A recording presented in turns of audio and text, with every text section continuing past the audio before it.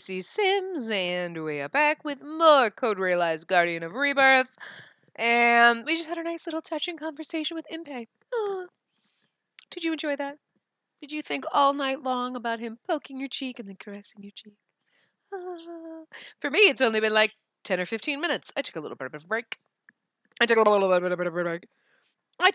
bit of a break, but clearly it did not keep my faculties sharp, and I cannot speak properly, so reading will be tons of fun. I have food in my teeth now. Got a little snack. Got some snacks. Closed the blinds. Fed the bird. He's always hungry. He's a pig. Anyway. Yeah, that's all I was gonna say. Hold on. All right. Sorry, we're back. All right. As we approach the door to the hideout, I see Lupin walking towards us and raise my hand. In addition to Lupin, Van Helsing, Victor, and Saint Germain are walking with him. Where did you all go? We just went out to see how things are in the city and to get some food. We had a lot to investigate. You all came out as a group? We were also worried about you two. You've been gone for a while. Plus, the one escorting you is the least reliable person in our whole group. How dare you speak of a lady's knight in that way? Besides, the least reliable one is Spacey. Why are you comparing yourself to a dog? We did earlier, like, he's got to be a werewolf because he's a dog. But he's, a vampire. Whatever. It's funny that they don't have a scuffle or, like, nothing ever gets brought up and, like, Van Helsing would be like, you're what? There's probably a reason why Impey's like, I'm not telling you that because you're going to stab me. As we talk, Lupin opens the door and steps in. He stops suddenly. I had been walking right behind him, but I came to a hasty stop. What's the matter, Lupin? I peek out from around Lupin's back to see what's going on in the room. I stiffen in surprise. Yay! What? Huh? Sholmes? What are you doing here? I still love that fucking picture I posted on Twitter. If you're not on Twitter, you should follow me on Twitter because I post a lot of pictures that I find of Code Realized. Not just this game, fan art, everything that just gets me. And there's just one that is literally the two of them and they're handcuffed together. And I'm like, I just want to be in the middle of this handcuffed man sandwich because this is delicious. I love it. Girl. I think most of you probably do follow me on Twitter because you see me post all these things. For those of you who don't, you should because it's fun. We get lots of really good pictures of this game. Lots of them. And you'll get to see the pictures of the unboxing I did for the limited edition PlayStation 4 version. Because not that I don't already have this game and the second one on the PS Vita. Okay, so I bought the PS Vita version of this one, very one that we're playing, forever ago, right? I bought it like a year ago almost. And it's just been, and then I kind of fell off playing games, and then like I was like, I'm not going to do it while I'm not recording, and whatever. I think if I had started playing this, like 20 minutes in, I would have been like, and we're going to start recording, and I would have been back to my channel sooner. Anyway, and then even when I came back, I was like, oh, then I got to hook up the thing, and I got to do all that. Now I'm like, let's do it! Hook up the things! Because there's lots of cords and wires and things that gotta get hooked up. They're all always hooked up. I literally just have to move my ass over to the TV on my bouncy ball and hook my shit up to the TV. It's not fucking hard. But anyway, right? I wish in a way, I hadn't ordered this before because I would have gotten the limited edition that came out recently because Future Blessings came out. So then they did a limited edition with both games. I would have just fucking bought the limited edition because that was like $60 or $70 fucking dollars. And then I already, and not only that, Bouquet of Rainbows, which is the combined, it's the double disc, so it's both games put together. In a case, that was $30 for PlayStation 4. The PS Vita game of Future Blessings was $30. Did I say 30? I said 30. 30 for 2 games on the PS4 versus the PlayStation Vita one was $30. So I spent $60 on both games where I could have just spent $30 or $40, whatever it was. I think it was $40. It's the same price, whatever the fuck it was. It's the same price for the PS Vita or the PlayStation 1 with both, but I was like, but I already have both, so I'm just going to get this one. Plus, then I played on my Vita, my PS TV, whatever. And then I ended up buying the fucking limited edition goddamn PS4 version anyway with both the games, even though I already have them, but that's why I got it on the PS4. Just because then you get a nice little freaking wall tapestry with all of them, and it's fucking amazing. And I got a little pin set with the little chibi, you know, the little ones when we go and we see the hidden scenes, the cute little Victor and the grumpy little Van Helsing. All of those, like a fucking pin set and then fucking car. Oh my god. So for those of you who are on Twitter, you've seen it all. If you're not on Twitter, you haven't seen this, but you should.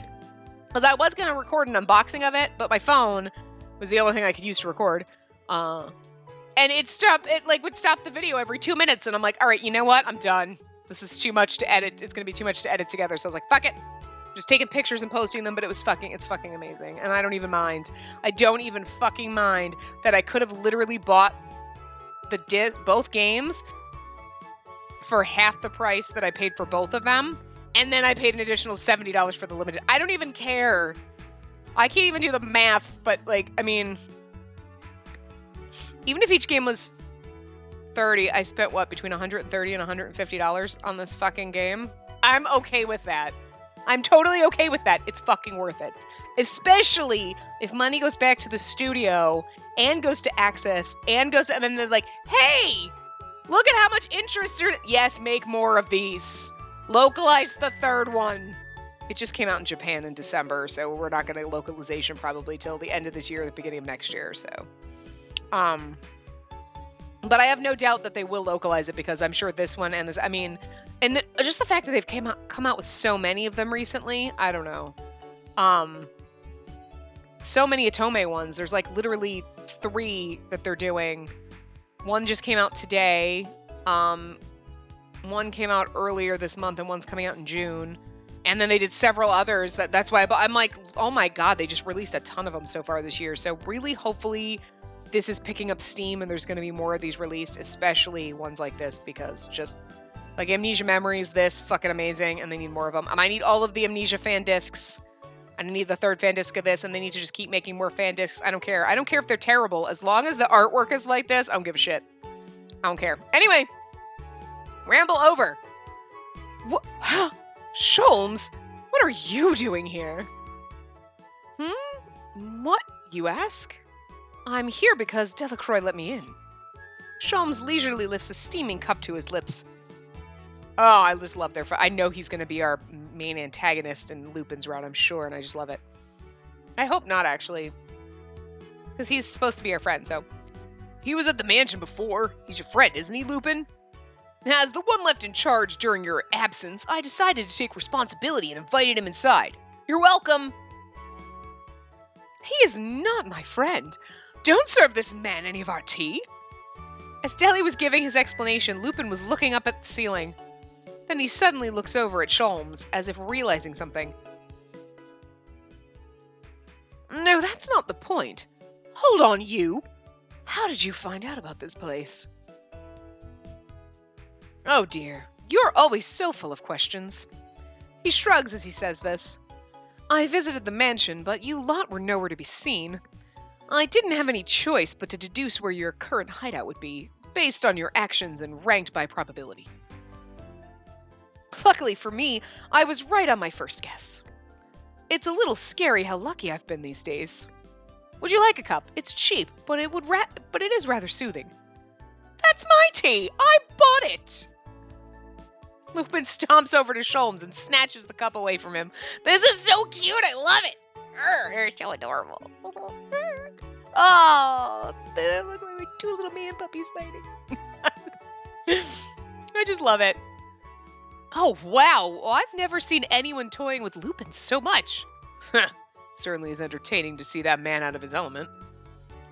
And I love it. And Van Helsing and Sholmes would be like besties. Like, they'd be toying with Lupin, while Lupin and Van Helsing are toying with Impey, and Victor and Saint Germain are just like, we're fine. Like, well, Saint Germain would every once in a while pick on everybody because he'll does that randomly. He'll be like saying something, you too, and he's like, ha ha ha. I love them all. I love this game and I love my boys so much. Ah, that's right. There is one important thing I've forgotten to tell you. Regarding this hideout of yours, several other visitors are scheduled to stop by. Will that be all right? Huh? What do you mean? What do you mean? I can't do his voice anymore. My god, I've lost it. Here's what I mean. Sholmes snaps his fingers. You're not going to get away this time. Oh, you're not going to get away this time. I turned toward the sudden booming voice to see Lionheart and his soldiers storming into the room. Lupin, there's no escape. I'm intimidated by Lionheart's intensity and take a few steps back. Huh? What? Yeah, this totally seems like... Are we on the right path still? I didn't save the game or leave. How do you know about this place? I invited them. You utter bastard. You utter bastard. Oh, I love it. Just love it. Look at his face. Look at the incredulity in his face. How dare you? You would slap him with his gloves right now. There is going to be a duel, sir. A duel, I say. Oh, I love it. And yet, you really didn't sense their presence at all? My Lupin, it seems you're getting rather rusty. Perhaps the man's attitude has gotten to Lupin because he closes in on Sholmes with none of his usual cool. Sholmes truly is Lupin's weakness. Despite the situation, I watched them with interest. I know, right? You're like, oh, they're gonna get in a man fight. You really do detest me. What's wrong with a thief hating a detective? Now what? Do we drive them out? Van Helsing, you shouldn't say such things when you don't mean to do them. Saint Germain takes a step forward, waving his hands to call for reason from us all. There's no way that Van Helsing would have missed this many people lying in wait for us. Is that true? You should have said something. I didn't feel that they were here to harm us, so I figured there was no need to warn you. Oh my god, Van Helsing. All of you stop talking! Lupin, you are under arrest. It looks like there's one old man here who still has some animosity for us. Hey, wait a second. You said he's under arrest, but didn't Victoria say we're protected by the government? When Victor asked this, Lionheart jerks himself upright. This is a direct order from Her Majesty the Queen. She wants all of you to be escorted to the palace. I see. The Queen. Then, Mr. Sholmes, I take it you were hired by the government to find us. Do I have that right? Just as you say. Sholmes pours himself another cup of tea and raises it to the Count in a salute. So, what are you saying? Is escort some government lingo for force us to come along with you at gunpoint? Well, no. That was my call, to prevent any of you from getting away. You could have just told us that you were here to escort us. He is a very serious man. It is both his strength and his weakness. Just come with us. We mustn't keep Her Majesty waiting. Lionheart declares this, then leaves the room, fully expecting us to follow. We all look at one another, then decide that it's best to follow him without resisting. I wonder if they... So, like, obviously in the book or the whatever that Lupin first appears in, where the author kind of wrote in Sherlock Holmes, and then Sir Arthur Conan Doyle was like, bitch, no, you're not using my character. They had to change his name to Sherlock Sholmes. I wonder why, though, because I'm pretty sure the copyrights run out on... I mean, maybe it hasn't. Maybe they've re-upped it, like, the Doyle estate. Maybe they haven't. But, like, I'm just curious to why they used Sherlock Sholmes and not Sherlock Holmes. You know what I mean? Or if they just did that because of the antagonizing relationship that Sholmes and Lupin have, and that kind of goes back to the novel or book or whatever. when he first appeared. Like, if it goes back to that, like, we're going to keep those same characters instead of like, well, Sholmes was originally supposed to be Sherlock Holmes, so we'll make him Sherlock Holmes. They just kept him Sholmes? I don't know. It's weird. Interesting. Just curiosity. Anyway. Okay. I wanted to resist to get a bad ending. That should have been, yeah. We're split into several groups and are transported by carriage. I'm in the same carriage as Impey and Lionheart. Deli and Cece are allowed to stay behind at the hideout. This was Van Helsing's idea, as Deli's presence among government officials who fear vampire retaliation may cause tension. I agree with him. I would like Deli to be as far away from the conflict as possible. I watch as the night skyline flows by and think about what lies ahead. At this point, I have no clue what Queen Victoria's intentions are in sending for us. The soldiers don't seem to have any animosity for us, but we still can't allow ourselves to relax. Oh shit, I clicked twice. You look pale. Are you alright? Yes.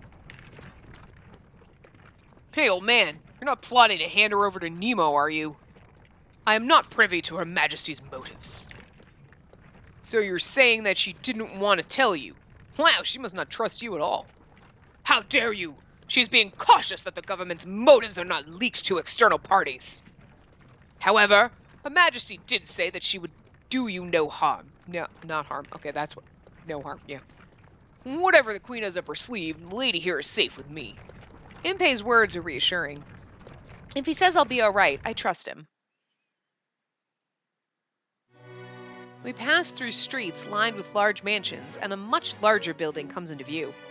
Buckingham Palace, standing tall and dignified, rises high into the London night. Follow me. We exit the carriage, surrounded by a great number of soldiers. We walk through the palace halls.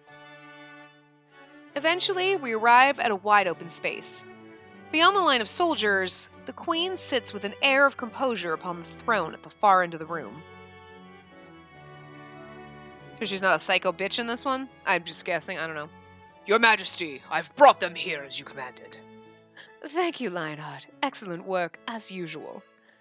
Thank you, ma'am. It's an honor to receive your praise. He's so fucking hot for her, it's not even funny. The Queen smiles at Lionheart as the man bows, and she looks over at us. Thank you for coming, young lady and Dr. Frankenstein. It has been a while. Not even a greeting. You really do hate me. This is an emergency. We must set aside our grievances and cooperate. Victoria smiles, but Victor stubbornly refuses to look at her. Just get to the point. Why did you bring us here? Look at that, he's even douchey to the Queen. Ah, we warmed his heart. Even though your boobs are the size of fucking, like, my head. But, you know, you're also wearing a pincushion on your head, so, I mean, just saying. I don't know. Maybe Van Helsing's not into your fashion. She's cute.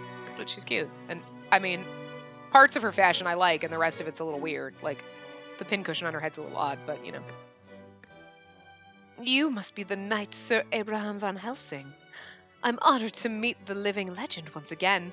It was most surprising to learn that you involved yourself with this group. Now, as to why I summoned you here, I'm sure you've already figured it out, haven't you, young lady?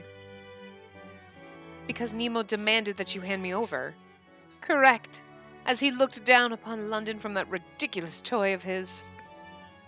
We saw your escape from that giant battleship that suddenly appeared in the sky. Well, that's rather observant of you. In this day and age, one must be observant if one wishes to rule a nation. And we have already looked into the culprit Nemo as well. A former scientist of the Royal Society, he was expelled as a result of his dangerous and unethical experiments.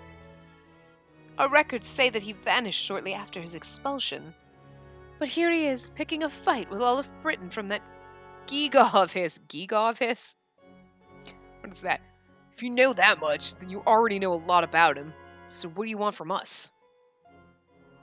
I know about him, but I need to know what you know. If you tell me everything, I won't let any harm come to you. We all look at each other and nod. Impey steps forward as our representative. Of course, because of his story. Well, I suppose I'll do the talking, since I know the most. Impey proceeds to give her a thorough explanation of everything that has happened to us. Of course, he doesn't go into my horologium or his gravity alleviator. So basically, Nemo's trying to take over the world, and he needs her to do that. That's the situation. I see. Young lady. Nemo said something about a girl with a horologium, but you don't know anything about that. No. I nod timidly. Victoria looks at me, as if she can see right through me, but eventually turns away and sighs. I see. Fine. Let's all give that some consideration at a later time. For now, our priority is to stop Nemo. I'm also curious about his connection to the Twilight forces you say were on his ship. I'll have that looked into. Really, of all places, he chooses this nation under my rule to be his first stepping stone to taking over the world. She's scaring me.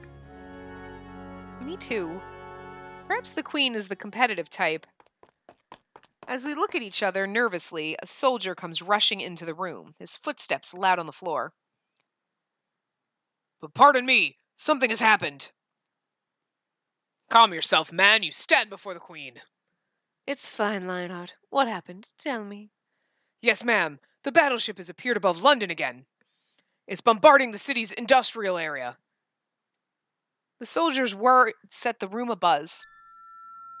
Just then a strange noise resounds from outside. I remember that sound from earlier today. It's the loudspeaker on the Nautilus. Meaning another public address from Nemo. Open the window, please. A soldier opens the window as she commands, and the cold night air drifts inside. I hear shrill laughter and see bursts of fire flashing up in the distance. Do you see this, everyone? The beautiful bloom of flame taking seed in London. You are all such fools. You need to be taught repeatedly before you let yourselves be guided to the correct path. That is why I'm back. That was so bad. I'm back. Now, do you have a good understanding of what will happen if you deny my wishes? I see red lights in the distance. The darkness of the night makes them stand out all the more, and we're rooted in place in shock. Damn it! This is insane! How much could he... Oh no! It's all my fault! It hasn't been 3 days, though. Calm down, Spacey. He's trying to shake you up so you'll turn yourself in. He's correct. There's no need to go. Victoria rises from her throne and slowly steps forward. Lionheart, inform the British airborne knights to prepare for combat deployment immediately. I, Queen Victoria, approve it. Shoot down that battleship and hold nothing back. Yes, ma'am. Victoria continues to give orders to the other soldiers in the room. The skies above London will become a battlefield. Announce an evacuation order for the entire city. Yes, Your Highness. Nemo, are you ready to dance? Now, everyone, let us show him the might of the British Empire. By your command. The soldiers all respond in unison to Victoria's orders.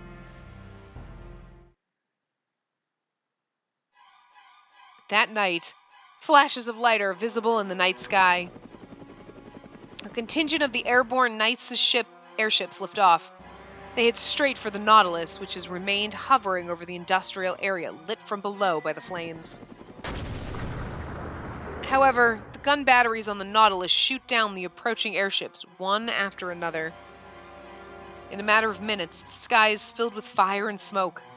The scene is enough to drive onlookers to despair.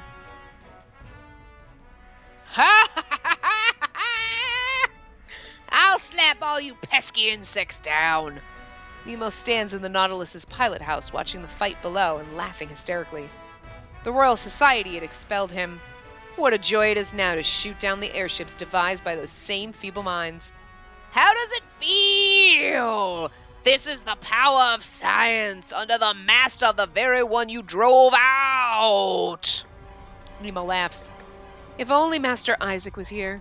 Isaac Beckford is the one person who Nemo truly respects. I bet we meet Isaac at the end of Lupin's route. It's going to be in Lupin's route because that's where everything's going to get tied up, you know? However, even Isaac eventually abandoned him. When the Royal Society expelled him, Isaac had cast him aside as well. Why? Why? What had he done? Before Nemo could confront Isaac with these questions, the man had gone missing. Ever since then, Nemo has been thinking, Master Isaac! You're watching me from somewhere, aren't you? Isaac must be waiting for him. What do you think of this? Of my intelligence and my brilliance? Nemo needs to show that he's a scientist worthy of assisting the great Isaac. Surely that is what Isaac is waiting for. Oh god, he's fucking nuts. Because Isaac sees potential in Nemo. Because Isaac is concerned for him. Look! See the sky filled with the light of destruction. Please give me a sign, Master Isaac! Nemo raises his arm and shouts, striking a figure that is both ridiculous while at the same time sad. Intense combat unfolds in the air beyond the windows of the navigational bridge. But even this battle in the sky will soon come to an end. Britain will fall to the might and the mind of one mad scientist.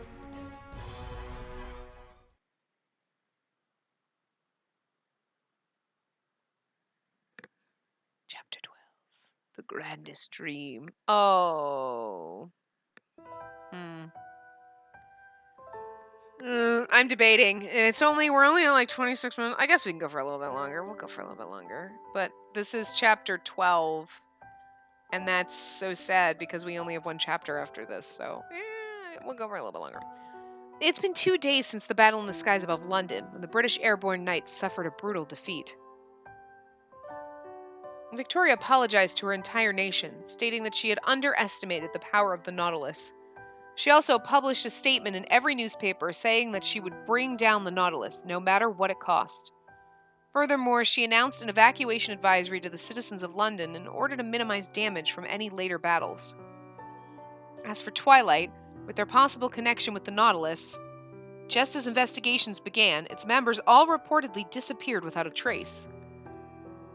The organization, comprised of elite agents, was able to eliminate all records of themselves to make themselves untrackable. Victoria is extremely angry at this fact, but it seems she's decided to prioritize the upcoming battle with the Nautilus. However, after the initial battle, the Nautilus disappeared completely. Victoria is currently using her troops to pinpoint its location. We're given a task as well. As the people who are most knowledgeable about Nemo, we're staying in the palace. We've been assisting in devising an operation to bring the Nautilus down. Tomorrow, I'll present myself on the stage of battle as a decoy. Victor and Saint Germain have agreed to be my guards. Lupin, Van Helsing, and Impey will need to sneak on board the Nautilus somehow and destroy it from within. As everyone busies themselves in planning and preparing for the mission, I notice that I haven't seen Impey around. I try not to think about it too much at first, but I keep catching myself looking for Impey. I keep searching for him, and at one point I find myself outside the palace. The night breeze is a bit chilly on my skin, and the moon's light is clear as always. As I look around, I see Impey leaving the palace on his own. Oh, Impey, wait! I call out to him, and he turns around and smiles at me. What's the matter? Are you getting lonely because you haven't seen me in a while? Not exactly. Totally exactly. He's hit the nail on the head, and my voice becomes quieter. Anyway, where are you going? Impey is the only person who knows the Nautilus and understands the details of how it stays afloat. Yeah, aloft. No, it was aloft. Okay, never mind. He's crucial to the mission's planning. Aren't they having a meeting right now? Don't you need to be there? Yeah, we're a little stuck, so I wanted to cool off for a while. I asked everyone for permission, of course. I see. So, I think I'm gonna go for a little walk. See you later. Impey waves to me and starts walking, and I automatically walk after him. Do you mind if I come with you? He stops when I call out to him. Well, I don't mind at all, but it's not going to be all that exciting, you know? That's fine. It's just, when I'm alone, I start thinking about things that aren't important. I want to go with you. But if you'd rather be alone... No way. Walks are much more fun with some company. And if that company is my beloved, then all the more so. Aw. For a while, Impey and I walk through the city together. There's no one in the streets. Everyone has been evacuated. Tonight, with Nemo's deadline approaching tomorrow, the only ones remaining in the city are with the military, or us. Since the evacuation happened so suddenly, the lights in many buildings have been left on. The only sound I hear is our own footsteps. I feel Impey's presence more strongly and closely than usual. Soon, Impey stops in the middle of a rubble-filled street and stands there in a daze. This is where the Nautilus bombed. Right, it's a scar in the world left by Nemo, and by my own invention. I listen to Impey as I look around us. The only thing that the cold light of the moon shows us are crumbling buildings and charred walls. Look, your invention made the Nautilus fly, but it didn't make it blow shit up. You didn't invent the weapons. All I see are slightly sinister things like these. Even the breeze carries with it an unpleasant scent of burned things. They were saying that the bodies of the victims were taken elsewhere. Impey suddenly breaks the silence. His expression looks hazy. It looks pretty bad here, and I heard many of the corpses were in terrible condition. I can't find people to claim them all. They don't want to leave the bodies here at the risk of spreading disease, so they're going to be buried all at once. Impey's voice sounds like he's speaking from a distant place. Then Impey stares up at the ruined skyline. And of course, like, he's thinking about the Vampire War too, like, all of his fucking... Jesus. Aw. Poor Impey. What's the matter, Impey? I start to feel uneasy as I watch Impey standing in silence. Impey laughs a little with a hint of self-deprecation. It's just... I was thinking that if I hadn't suggested that we go find Nemo, none of this would have happened. Spacey, your life wouldn't have been put in danger either. I know apologizing is useless, but I'm sorry. Are you apologizing to me? Or to the victims? To both. Impey says this in a daze. Then at the very least, you don't have to apologize to me. I take full responsibility for my own actions. You did nothing wrong. And none of us could have imagined this outcome. We need to look ahead instead of regretting the past and deal with this. Impey looks at me and gently strokes my hair. Just a simple act like this makes me stiffen up, and I can feel my cheeks getting hot. What? Oh, I was just thinking, you're such a trooper. Thanks for making me feel better. You're right. There's no time to waste regretting things. Impey looks at me and smiles, but his smile looks forced to me for some reason. This makes me sad. At times like these, I'm not sure if I should feel sad or angry. Are you angry at Nemo for what he's done? I mean, he used my invention for something horrible. I'm definitely frustrated and want to stop him. But I can't really bring myself to hate him. I just keep thinking, I shouldn't have done this or that. Impey's smile is troubled. Oh, he does! He's got sadness in his eyes. Look at the sadness in his eyes! They're so good at these! The artists who do these are fucking amazing, because you can just see the sadness in his eyes. Like, Nemo used your invention to kill a number of people. You have every right to be mad. Oh my god, my Nemo needs to be quiet! He's over there bashing his toy around. No, you should be mad. Impey tells me that he thinks the same thing, then scratches his cheek. Oh yeah, on a different topic. Deli actually already knows that I'm a vampire. Really? The sudden change in subject and this unexpected revelation catch me off guard. Impey nods. It was right around the time he started living with us at the mansion. Deli was the one who came to me. He saw my physical capabilities and asked me point blank if I was a vampire. The slight breeze blows through Impey's hair. Beneath the moonlight, Impey looks like he might fade away. I wonder why. He asked me to join him in secret to get vengeance for our people. Vengeance? He's talking about the vampire war 2 years ago. The British army almost completely wiped out the vampires. Van Helsing was part of the campaign, and I heard that he killed Deli's parents. He said, didn't they kill your family and those you care for too? Someday all our survivors will wipe out humanity together. He really said that? When I first met Deli, his curses against Van Helsing are still fresh in my memory. Only at the very beginning. He doesn't bring it up at all these days. Don't you think he's looking kinder too? I bet Deli has a lot to think about. I look at Impey once again. He is a vampire who survived the war. It wouldn't be strange at all if he harbored a deep-seated anger toward humans, just like Deli. When he asked me to join him in his revenge, I declined. And Deli got so mad. He punched me a few times. Full force. That hurt. Thought I might die. Why? Impey looks at me puzzled. I heard that so many vampires were killed. Shouldn't you be angry that so many of your friends were murdered? That's the same thing Deli said. I told him, there's something I really want to do, and I still feel the same way. What did you want to do? Deli asked me that too, so I told him, and he punched me again. Then he said to stop kidding around. So what is it you want? He wants to go to the moon, dumbass.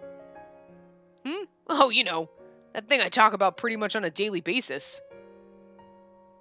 Impey points up at the night sky. I want to go to the moon. Seems like such a bizarre reason to decline an invitation to take revenge.